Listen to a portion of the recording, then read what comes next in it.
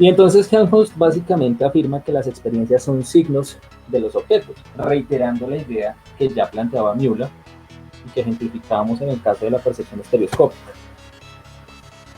¿Qué quiere decir eso de que son signos y no copias? Es decir, la experiencia que yo tengo del entorno no es una copia de las propiedades del entorno, sino que es un signo, es una representación de las propiedades del entorno. A uno le parece súper familiar esa idea en este momento.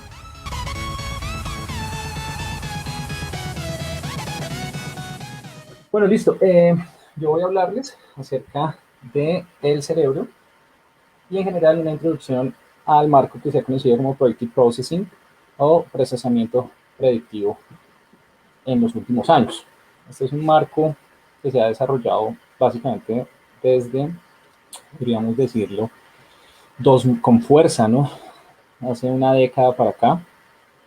Tiene una de sus mayores expresiones en el trabajo de síntesis que hace Jacob Hoby y seguido del trabajo que ha hecho Andy Clark de síntesis también, para consolidar las bases de lo que hoy se conoce como Predictive Processing. En sus etapas iniciales se conoció como Predictive Coding y es, digámoslo así, un joven cuyos ancestros son las teorías clásicas de la percepción, las teorías clásicas de la probabilidad, las teorías bayesianas en psicología. Tiene varios ancestros comunes. Entonces, yo quisiera empezar hablando por los ancestros del procesamiento predictivo para simplemente conducir a un listado de cuáles son sus tesis principales, cuál es su corazón y pues cuál es básicamente el menú de opciones que tenemos inicial cuando ingresamos en el terreno del procesamiento predictivo. Bueno, la idea general que está detrás de esto es básicamente que nuestra arquitectura mental es de carácter activo. Esta es una idea que fue muy bien articulada por Immanuel Kant a finales del siglo XVIII, en su bien conocida Crítica de la Razón Pura, y es básicamente que toda nuestra mente funciona de uno u otro modo automáticamente, integrando la cognición y la percepción. De manera que las experiencias que tenemos, las experiencias visuales, las experiencias olfativas, son el resultado de procesos constructivos que están fuera de nuestra voluntad y que son propios de nuestra mente. Sí, pues, básicamente, todo el conocimiento que nosotros tenemos de la realidad depende del funcionamiento activo de esta arquitectura mental, tanto en el encuentro por un lado de la cognición como de la percepción. Y entonces quiero citar un poco en extenso a John Stuart Mill, que es uno de los padres de la psicología, una gran influencia en los estudios sobre fisiología también, obviamente.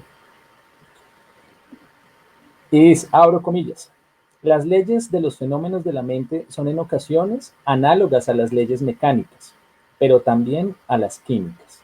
Nuestra idea de una naranja realmente consiste en las ideas simples de un cierto color, una cierta forma, un cierto sabor y olor, etc. Pues al interrogar a nuestra conciencia percibimos todos estos elementos en la idea. Pero no podemos percibir en una sensación aparentemente tan simple como nuestra percepción visual de la forma de un objeto toda esa multitud de ideas derivadas de los otros sentidos, sin los cuales no podría determinarse debidamente que una percepción visual como esa tendría existencia.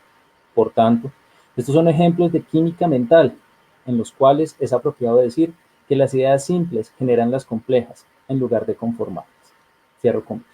Bueno, allí John Stuart Mill está básicamente recapitulando un esfuerzo que venía haciendo pensadores como Locke, como Hume, ¿sí? Y que pues obviamente van a desarrollar otros pensadores como Alexander Bain y muchos más que van. Entonces la idea allí es básicamente que toda esa arquitectura mental que mencionábamos tiene una mecánica interna, tiene una forma de funcionamiento y que en la experiencia integrada misma que tenemos de la realidad, esa experiencia que tiene sonido, que tiene color, que tiene forma, esa experiencia unificada que tenemos de la realidad es el resultado de unas reglas de funcionamiento interno que se dan de manera automática. Obviamente a nosotros nos suena muy familiar esta tesis, ¿no? La tesis de que nuestra experiencia de la realidad es realmente una construcción que realiza nuestro sistema. Nuestra experiencia unificada de la realidad es el resultado del funcionamiento de una mecánica y de una química mental en la que los componentes son las ideas. Voy a poner como ejemplo el caso de la visión estereoscópica. Allí tenemos los desarrollos de Johannes Müller, que es uno de los padres también de los estudios en fisiología y de psicología sensoperceptiva y psicofísica. Básicamente la idea de la visión estereoscópica, básicamente una idea que describe la capacidad de integrar los estímulos de ambos ojos en una única experiencia visual de un espacio tridimensional profundo. Müller fue el primero en relacionar o en establecer una hipótesis sobre la relación entre dos procesos que se dan. Por un lado, el proceso de acomodación y por el otro lado, acomodación ocular y por otro lado, el proceso de convergencia. ¿Qué quiere decir eso? Les voy a poner un ejemplo. Si nosotros tuviéramos un objeto enfrente, ¿cierto? Y nos tapamos, tenemos un objeto enfrente del ojo izquierdo y nos tapamos el ojo derecho. Y poco a poco vamos acercando sobre la misma línea del ojo izquierdo el objeto hacia el ojo, mientras tenemos tapado el ojo derecho, pues algo sucede en el ojo izquierdo. Ahora, si destapamos el ojo derecho y hacemos exactamente lo mismo, sucederá algo. Y eso fue lo que descubrió Müller. Müller descubrió que hay una relación entre cómo se acomoda el globo ocular y la convergencia que hay entre ambos ojos. Y que esa relación permite que nosotros tengamos una experiencia de la profundidad. Esa relación entre el proceso de acomodación y el proceso de convergencia ocular. Si nosotros tapamos uno de los dos ojos, pues esa relación se anula y nuestra experiencia de la profundidad o en espacio tridimensional se altera. Esto dio lugar a un invento que desarrolló Charles Kidston en el siglo XIX, que es el estereoscopio, y pues obviamente también tuvo utilidades lúdicas, ¿no?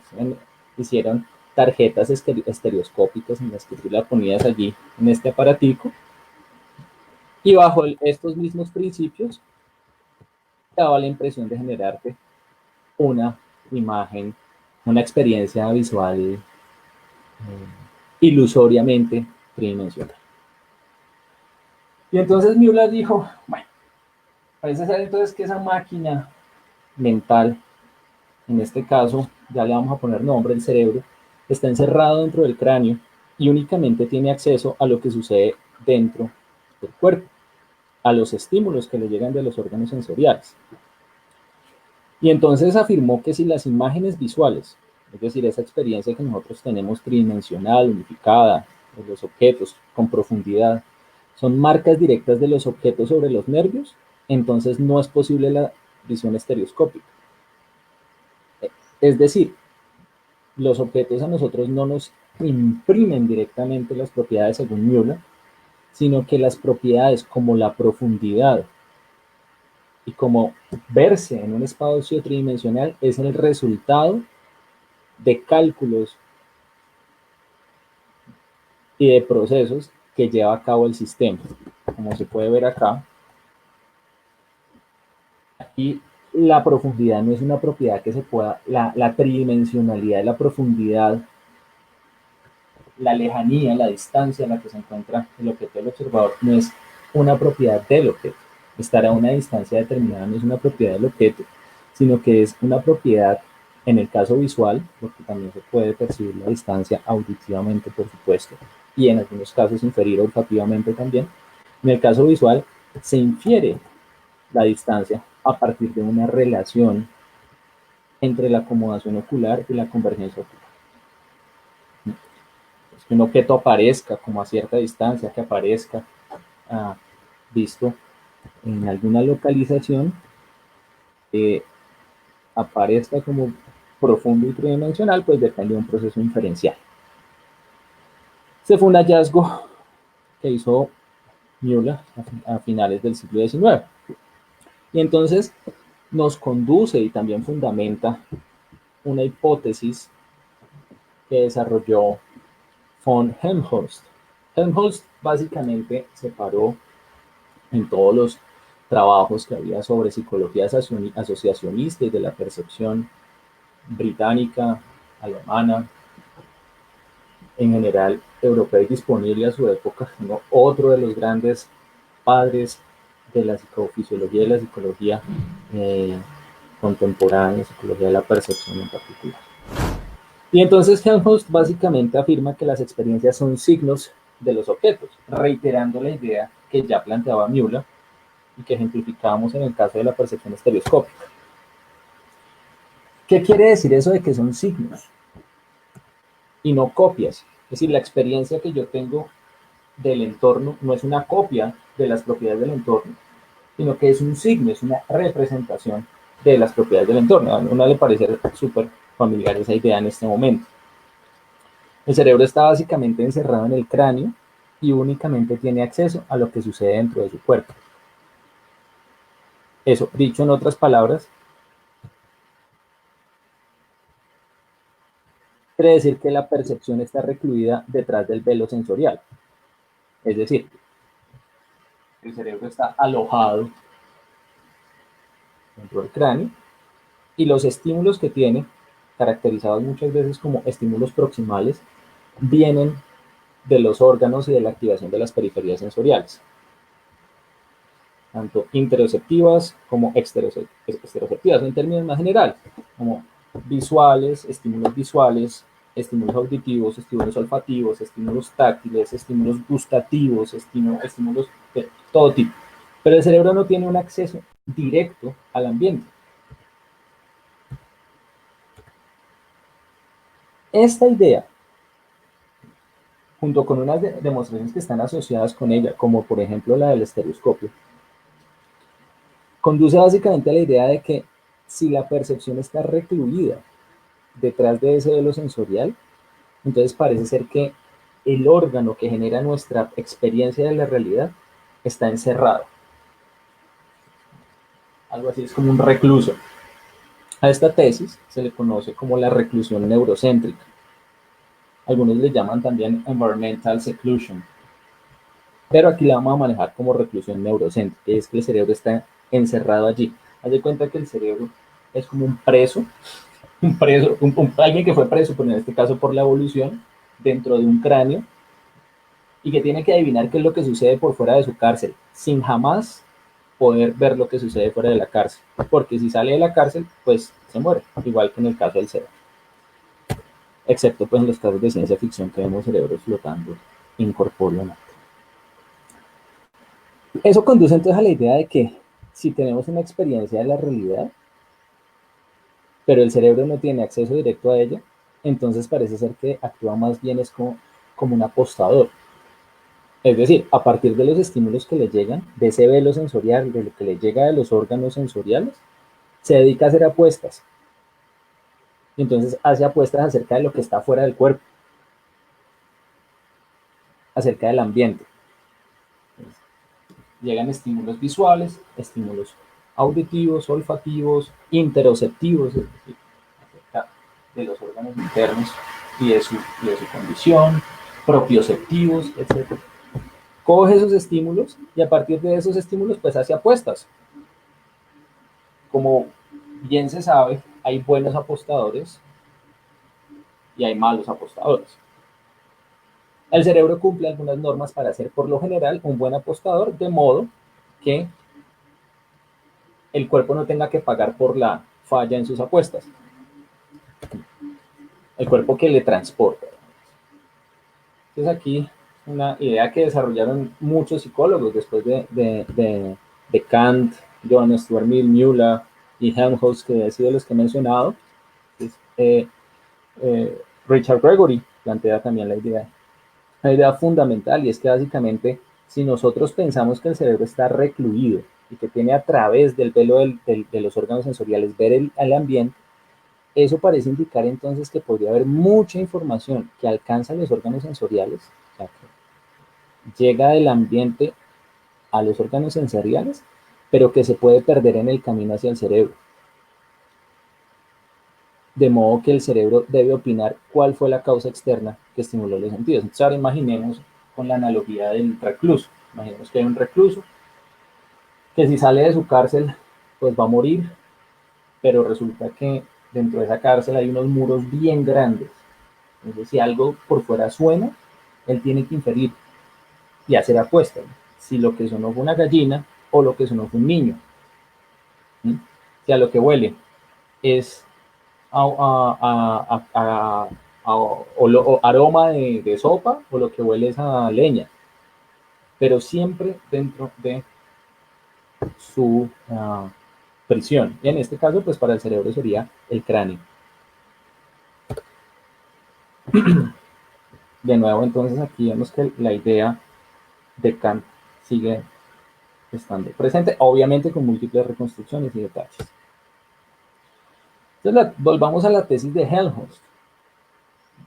Esta es una tesis que se adiciona a la tesis de la reclusión del cerebro, de la reclusión neurocéntrica, que hemos llamado acá.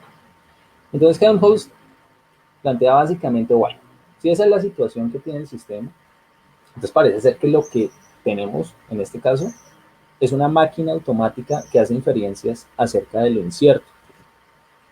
¿Sí? Tenemos un sistema que con base en los estímulos múltiples que vienen de los sentidos, infiere algo que está fuera del cuerpo. Y esas son las apuestas en las que consiste la actividad cerebral. Y entonces Helmholtz plantea pues, que esa máquina automática realiza inferencias acerca del mundo que no puede acceder indirectamente. Y la idea de Helmholtz se sintetiza con lo siguiente. La mente, la máquina, la mecánica mental está puesta al servicio de ejecutar inferencias inconscientes. Entonces ahora pongamos otra vez con la analogía del recluso. Ahora volvamos a este recluso, un zombie, para continuar con la analogía. Entonces, el recluso este zombie recluso tiene que recibir lo poco que le llega a través de las grandes paredes, de las gruesas paredes de su cárcel, e inferir qué es lo que está sucediendo por fuera de esa cárcel. Y no puede parar hasta el último de sus días de hacer inferencias preguntándose qué es lo que hay por fuera de esa cárcel. No puede salir de ella, porque entonces moriría, sería un zombie muerto. Y no tiene más que tratar de seguir opinando y haciendo apuestas acerca de lo que sucede. Porque si no lo hace correctamente, morirá con todo y prisión, digamos lo que sería aplastada con toda su prisión. La analogía del prisionero se mantiene pues para el caso del cerebro y permite pues ilustrar la tesis de la reclusión neurocéntrica. La tesis de Helmholtz es una segunda tesis y trata justamente de que si es cierta la reclusión neurocéntrica, pues el cerebro tendrá que actuar como un apostador y eso en términos más técnicos significa que no puede parar de hacer inferencias automáticas acerca del mundo que no puede acceder directamente. Un ejemplo, ya para entrar un poco más en detalle, observamos esta imagen. Probablemente esta imagen es familiar para muchos de ustedes que conocen la psicología de la Gestalt. Allí algunos verán simplemente manchitas, otros que ya conocen la imagen pues dirán, esto ya lo conozco, yo sé que allí hay un perro. Entonces ahorita los que no la habían conocido dicen, mira, vos lo habías visto, no, yo no lo había visto. Después de que yo puse esta imagen sobre el estímulo anterior, es inevitable que ustedes ya perciban esta imagen como la percibían antes. Y allí ha sucedido algo. Allí sucedió un proceso. Lo que yo hice con estos 3 clics que hice aquí fue facilitar un proceso de inferencia inconsciente. Cuando presento el primer estímulo, la primera imagen, para quienes no la conocían, por supuesto. el cerebro todo el tiempo estaba haciendo apuestas acerca de este estímulo. ¿Qué es eso? Hay unas manchas, esto. Algunos dirían, no, eso debe ser como psicoanálisis, como esto Rorschach, no, eso debe ser como abstracto, no, pero mira que para una vaca. Sí, todo el tiempo estaban haciendo apuestas, ideas, lanzando inferencias. En el momento en que yo hago esto, genero un atractor para ese conjunto de hipótesis e inferencias y facilito la selección de una de ellas. Y formo el percepto. Entonces ustedes ya tienen ahora un percepto mucho más estable de lo que en principio era un estímulo ruidoso. Eso en términos generales funciona más básicamente bajo esta idea, que es la tesis de Helmholtz, pero pues descrita en términos de una teoría estándar de la percepción como una inferencia de probabilidad. Entonces, pues tenemos un estímulo, en este caso ya le vamos a poner nombre. A los estímulos del ambiente les vamos a llamar estímulos distales, a los que están fuera del cuerpo. Eso genera un patrón de luz, es decir, una señal en un canal ruidoso. O sea, yo puedo estar viendo, por ejemplo, una vaquita que está en la playa, una vaca en la playa es muy poco probable. Yo puedo estar viendo un caballo que está en la playa, ¿sí? Pero lo puedo estar viendo a través de la neblina, lo puedo estar viendo a través del humo, o lo puedo estar viendo en un día completamente claro, ¿cierto? Entonces, el estímulo distal genera un patrón de luz, es una señal dentro de un canal ruidoso y dentro de un mundo que tiene condiciones increíblemente cambiantes. Ahí hay una imagen que creo que no aparece, pero era un ojo realmente allí. Y este patrón de luz entra en contacto y activa la superficie sensorial de modo que genera un patrón de activación eh,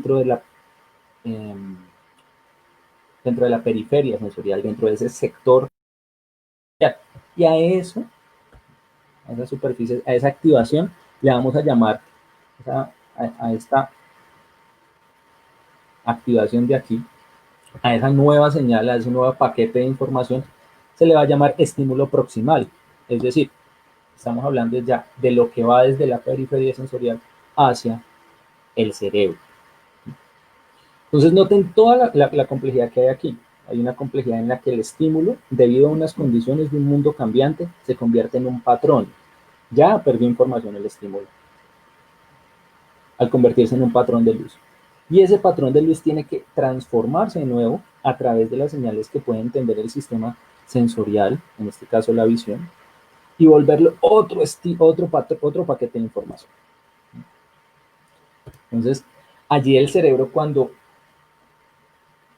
sabe que el sistema nervioso ha sido, la periferia sensorial del sistema nervioso ha sido activada y automáticamente en una cascada de procesamiento top-down o de arriba abajo, como se conoce, empieza a recibir ese estímulo proximal, esa cascada de estímulos de los órganos sensoriales y comienza básicamente a hacerse preguntas. Obviamente lo que estoy contando ahorita es una versión muy reducida, porque esa cascada de preguntas que se hace el cerebro, no es que el cerebro imagina una hipótesis, no, ocurre en todas las capas de procesamiento. Entonces, en el caso, por ejemplo, de la visión,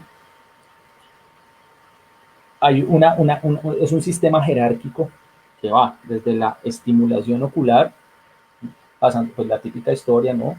Pasando por el núcleo geniculado lateral en el tálamo y yendo entonces a las capas de procesamiento occipital, etcétera, etcétera, etcétera. Siempre la información está sucediendo en este esquema de encuentro. Hay un estímulo, así sea en un nivel muy básico, estamos hablando por ejemplo en un nivel de la corteza occipital, siempre hay un encuentro entre algo que produce el cerebro para encontrar el estímulo que llega. Y noten que eso no es muy distinto del esquema del cual estábamos hablando, del esquema kantiano. Siempre tiene sentido una sensorialidad, un estímulo sensorial, si hay una hipótesis o un estado que sale al encuentro de ese estímulo sensorial. En este caso, pues una pregunta. ¿Qué es eso que está entrando? Entonces allí el cerebro tiene que hacer algún tipo de cálculo, decodificar inferencialmente algún tipo de mensaje, que era lo que a ustedes les pasaba con el ejemplo, con el ejemplo del perro. Todo el tiempo estaban como tratando de decodificar, entonces lanzaba hipótesis, hipótesis, hipótesis, y entonces básicamente se decanta por una de ellas. Yo hice un proceso de facilitación para los que no la conocían y elige la hipótesis eh, que está ahí. ¿Cómo lo hace? Entonces ya sabemos que hay un procesamiento, una percepción inferencial, y esto se ha definido básicamente que tiene que en medio de todo ese ruido, bajo la idea obviamente planteada en voz de Gibson anterior, perdón, sí, de Gibson anteriormente, pues básicamente que entre el estímulo y la experiencia se pierde un montón de información, entonces tiene que inferirse la señal a partir del ruido.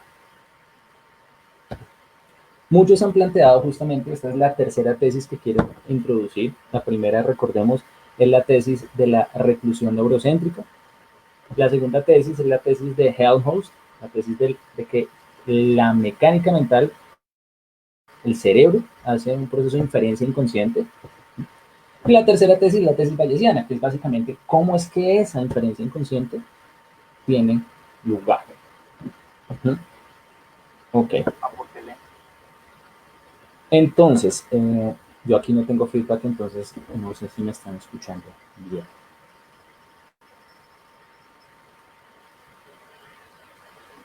Te escuchamos. No sé si allí me están escuchando correctamente. Está todo bien, sin problema. Sí. Perfecto. Está todo bien. Listo.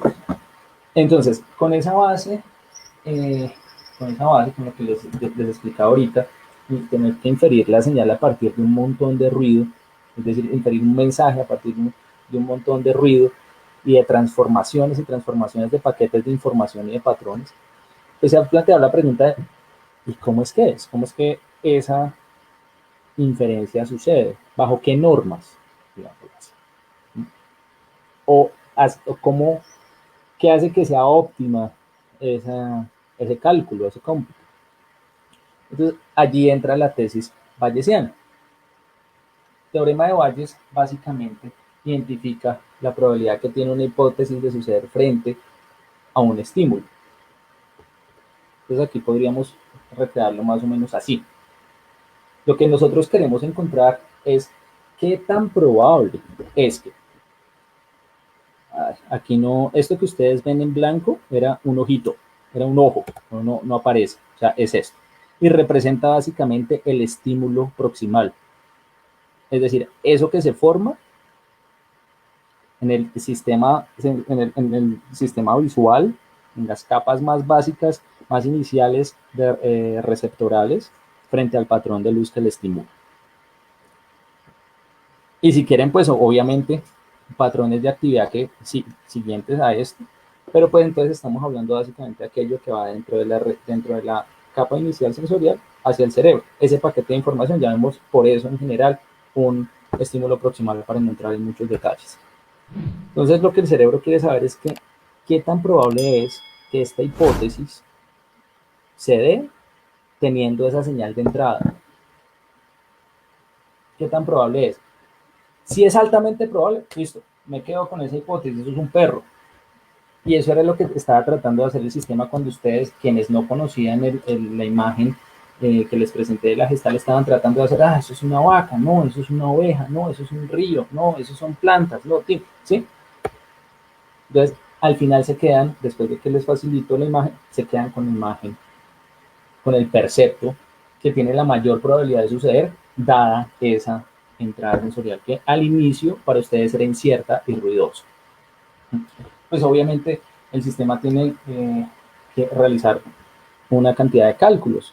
Por ejemplo, entre ellas, identificar la probabilidad inversa, y es de qué tan probable es que esa evidencia, esa estimulación, dada la hipótesis que yo estoy mandando. Esa hipótesis por sí misma tiene una probabilidad y la evidencia o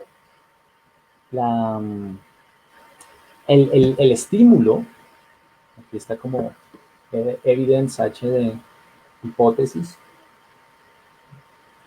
El estímulo tiene también una probabilidad a priori, dadas en general todas las hipótesis. ¿Listo? Ese es básicamente el teorema de Bayes. Aquí hay una cantidad de precisiones que podemos hablar más adelante, pero básicamente lo que busca esto es, dada una cascada de insumos sensoriales, qué tan probable es que una predicción que realiza el sistema, qué tan probable es una predicción que realiza el sistema en relación con una cascada sensorial. Eso es básicamente lo que propone. Y entonces se dice que esa inferencia inconsciente funciona, es óptima de Bayes. Es decir, que en cada una de las distintas capas de procesamiento, en este caso que trabajamos del sistema visual, se están ejecutando tanto señales de procesamiento top-down como bottom-up. Y que en el encuentro de las dos hipótesis e insumo se están haciendo cálculos de probabilidades que parece ser que pueden ser óptimos de modelamiento por Bayes. Y entonces el cerebro lo que hace es básicamente hacer cálculos en cada uno de las capas de procesamiento dentro del sistema jerárquico que son óptimas de Bayes. Esta tesis obviamente es un poco más complicada, más técnica de entender, pero es la tercera tesis que les traigo. Entonces, para continuar, volvamos a la tesis de la reclusión neurocéntrica, del cerebro como un preso en el cráneo. Entonces el cerebro tiene acceso directo únicamente a los inputs sensoriales que se originan en los receptores y por tanto tiene acceso indirecto a lo que causó la activación de los receptores intero, extero y propioceptivos. Así como está planteada la tesis de la reclusión neurocéntrica, simplemente es una tesis acerca del tipo de acceso que tiene el cerebro. Podría decirse que no tiene contacto directo, y esto pues es definitivamente un hecho neurobiológico. Por algo, digámoslo, la evolución se las arregló para volvernos a nosotros una especie de crustáceo arriba, tener un exoesqueleto, digámoslo así, nomás en la cabeza y en el resto un endoesqueleto. Por algo la evolución se las arregló para montarlos allí, para que tuviera el cerebro solamente un contacto indirecto con las causas de sus estímulos interoceptivos y exteroceptivos. Listo. Pero entonces allí establezcamos algunas conexiones con la tesis helmholtziana. Recordemos que es la tesis general acerca de que la mente es una máquina de inferencias inconscientes. Esa tesis describe el tipo de función que la mente debería realizar para enfrentar las limitaciones de la reclusión neurocéntrica. Entonces, tenemos al recluso en su cárcel, que no puede sino tratar de preguntarse, no, es un recluso obsesivo, ¿no? Aparte de que es un zombie, ya decíamos que era inconsciente, es un zombie con TOC.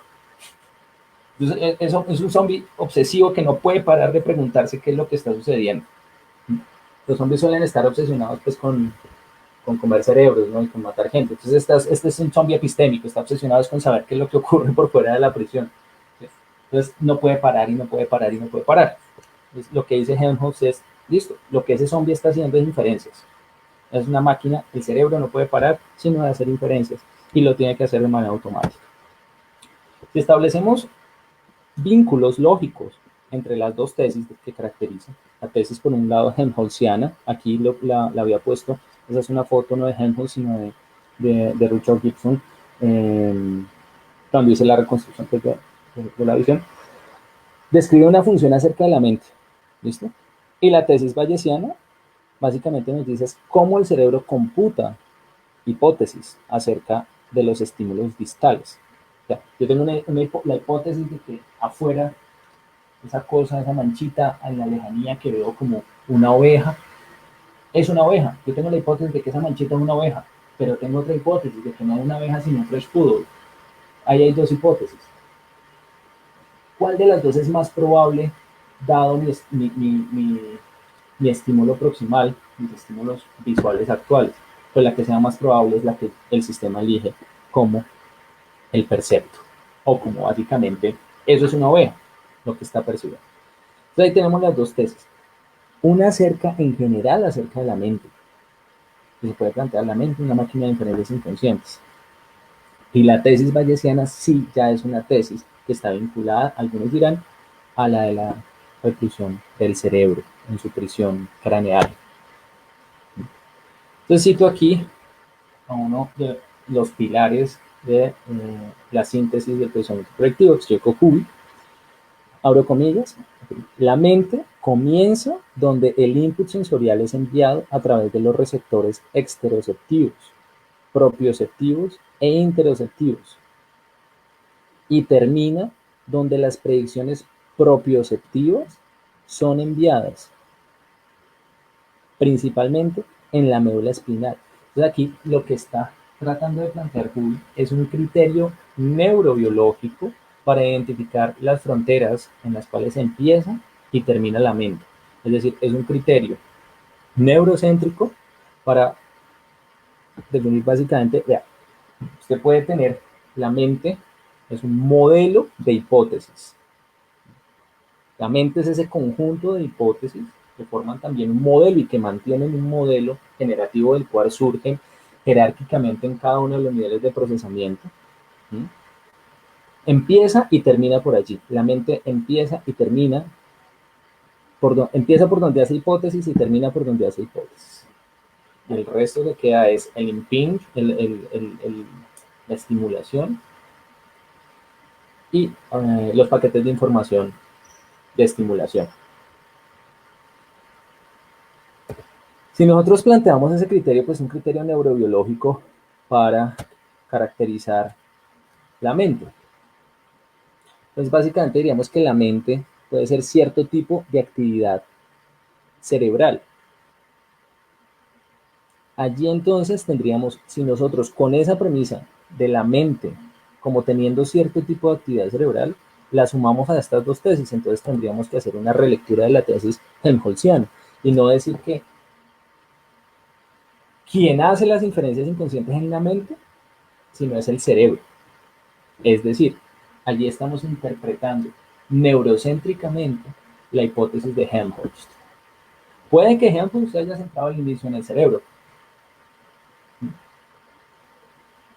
Y claramente tenía posturas acerca de la fisiología, que obviamente estaban en conversación con el trabajo de Florence y otros que estaban construyendo lo que conocemos como neurofisiología.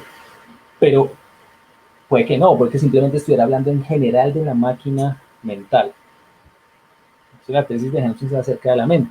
Si nosotros aceptamos pues algún criterio de definición de enclaustramiento de la mente dentro del sistema nervioso, entonces tendríamos que aceptar que es el sistema nervioso, una parte, un sector de actividad del sistema nervioso, en este caso cortical, el que ejecuta pues las inferencias inconscientes. Entonces, ¿qué es ese preso dentro de esa cárcel? Ese preso dentro de esa cárcel es la mente, y esa mente es actividad cerebral. El punto es que esta tesis es muy discutida. A muchos parece evidente, pero podemos encontrar que ya a finales de los 90, en trabajos como los que realizaron de análisis, David Chalmers y Andy Clark, empezaron a cuestionar justamente esa idea de las fronteras acerca de la mente, que las fronteras de la mente no pueden ser las fronteras del sistema nervioso. No solamente sobre la base de argumentos fenomenológicos o epistémicos, sino también sobre la base de argumentos funcionales. Es decir, los estados mentales pueden estar implementados en objetos externos. Y entonces allí se forja la hipótesis principal de lo que hoy se conoce como Extended Mind o Extended Cognition. Eso nomás para mencionar un retractor de esta idea. Ok. Entonces, para concluir,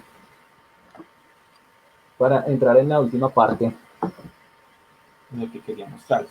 David Marr tiene uno de los trabajos pilares dentro de lo que se conoce como modelos computacionales de la visión. Es un pilar en teoría de la visión. Y él afirma pues que cuando nosotros tenemos un sistema que computa, un sistema como el que estamos hablando, la mente en general, pues tiene que caracterizarlo en tres niveles. El primero de ellos es el nivel computacional. Allí tenemos que responder qué hace el sistema.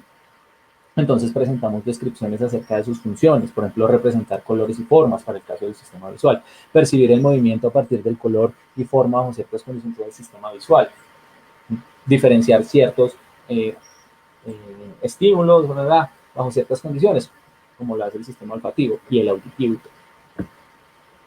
Entonces aquí si le preguntamos a Helmholtz, oiga, Helmholtz, ¿usted cómo aplicaría, entonces cómo describiría, de acuerdo con el nivel computacional de Marco? Lo más probable es que una caricatura de Helmholtz diga, pues consiste en hacer inferencias inconscientes acerca del mundo externo.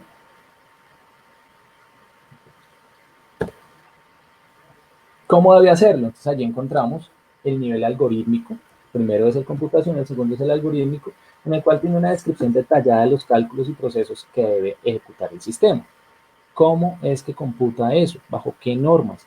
¿Cómo podemos generar un modelo inteligible, comprensible y tratable matemáticamente que nos explique ese tipo de cómputos y esa función de inferencias inconscientes? Y ahí es donde entra la tesis bayesiana para algunos. Esta es otra forma, ese es el teorema de Bayes, el que está aquí. Y por último, entonces aparece el nivel de implementación, y es quién o qué debe ejecutar ese algoritmo de acuerdo con esa función general del sistema. Entonces hay una descripción estructural de las unidades o dispositivos y de su flexibilidad, es decir, cuáles son las potencialidades físicas que tiene el sistema para ejecutar ese algoritmo. Entonces aquí sería cuáles son las potencialidades físicas y estructurales que tiene el sistema nervioso para generar cálculos óptimos de acuerdo con el teorema de Bayes que puedan cumplir la función de realizar inferencias inconscientes acerca del entorno que no puede acceder el cerebro. Esta es la síntesis. Entonces, ¿con qué nos quedamos? ¿Cuál es el menú? Si llegan al restaurante del procesamiento predictivo, lo primero que les van a ofrecer es este menú. Entonces, tenemos una tesis helmholtziana, la mente es una máquina de inferencias inconscientes. Usted considera que la mente es cierto conjunto de actividad cerebral, entonces usted considera entonces que esa actividad cerebral es un conjunto de inferencias inconscientes. Y allí entraría, tendría que adoptar ciertas predisposiciones y abandonar otras, o qué hace, allí debatiendo. Tesis de la reclusión neurocéntrica, el cerebro es como un preso dentro de su cráneo, ya no tiene acceso directo al entorno, y la tesis bayesiana, las apuestas que tiene que hacer el cerebro son óptimas de cálculos bayesianos y son inferencias de probabilidad.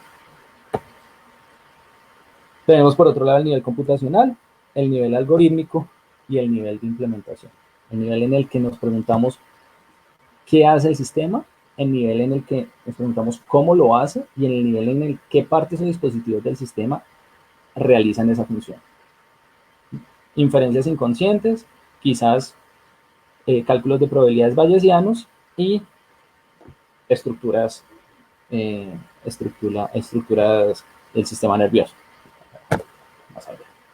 Hagamos de cuenta entonces que dejamos la tesis helmholtziana al nivel computacional. Entonces, no vamos a debatir allí mucho. Si me dicen, no, bueno, señor, hoy no hay, el menú de hoy parte de esto. ¿Sí? O sea, como todos los platos van a tener frijoles, por decirlo de alguna manera.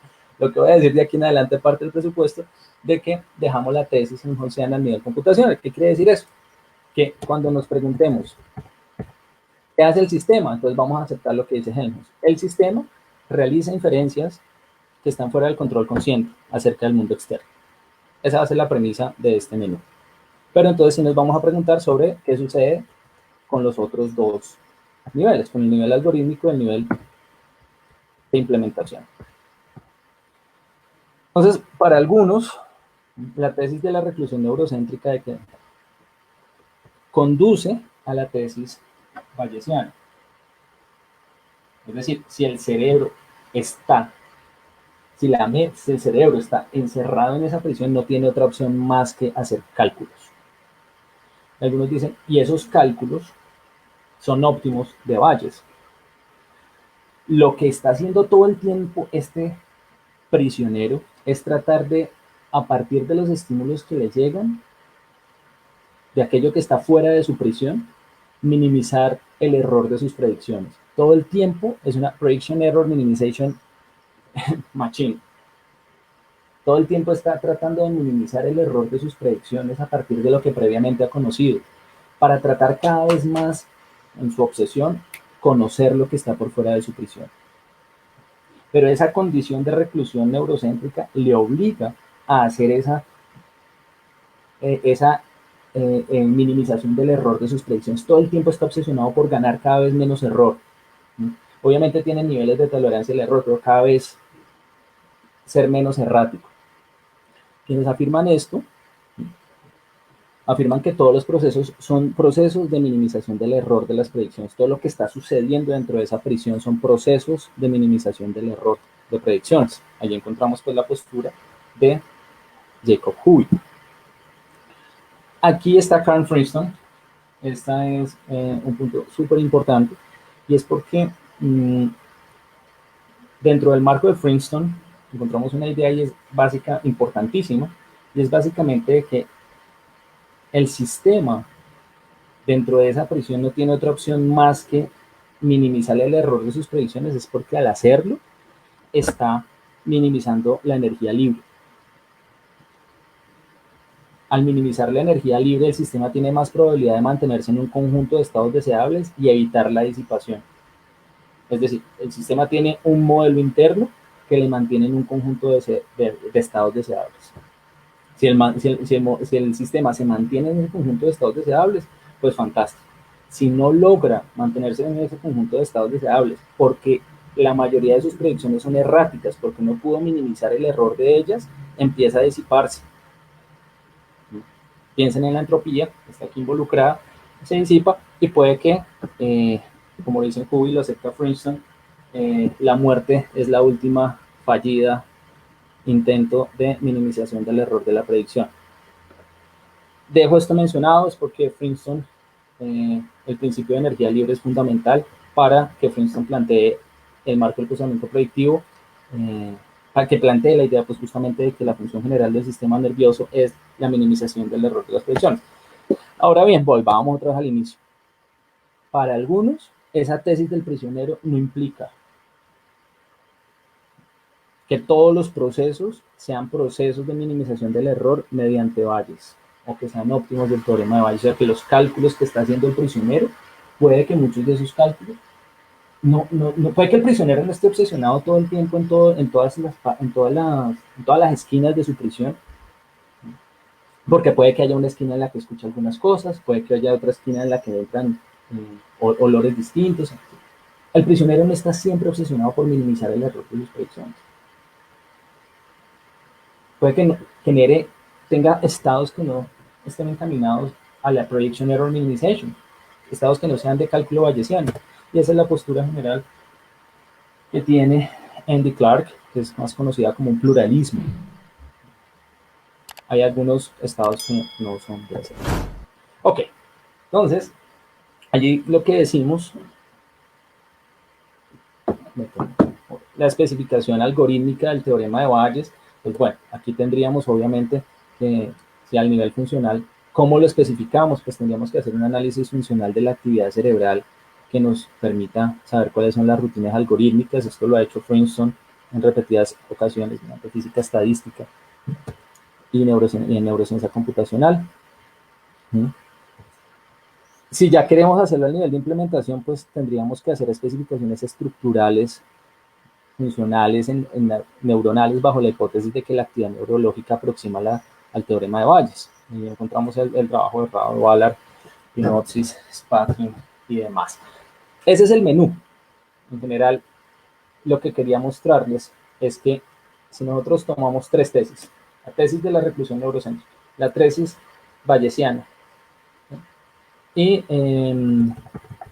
vamos acá para que la estén, y la tesis bayesiana, en relación con estos tres niveles, nosotros tendemos el menú general del procesamiento predictivo. ¿Cómo se puede entender esa idea de que el cerebro de por sí, totalmente o parcialmente, es un apostador? ¿Cuál es el primer menú que se nos ofrece? Pues el primer menú que se nos ofrece, que pena que vaya aquí, es este menú. 4 posturas. Una postura en la que la tesis bayesiana se da simplemente al nivel computacional, en la que se da en el algorítmico en el computacional, en la que se da al nivel de implementación, en la que se dan los tres. Lo importante, dejamos de lado un poco como estas especificidades, podemos hablar de ello más adelante. Quería dejarlas mencionadas, es que cómo entendamos el procesamiento predictivo depende de cómo interpretemos la tesis helmholtziana, la tesis de la reclusión neurocéntrica del cerebro y la tesis bayesiana. Desde qué nivel y con qué grado de alcance dentro de las funciones generales del sistema nervioso. Eso era lo que traía hoy para contarles.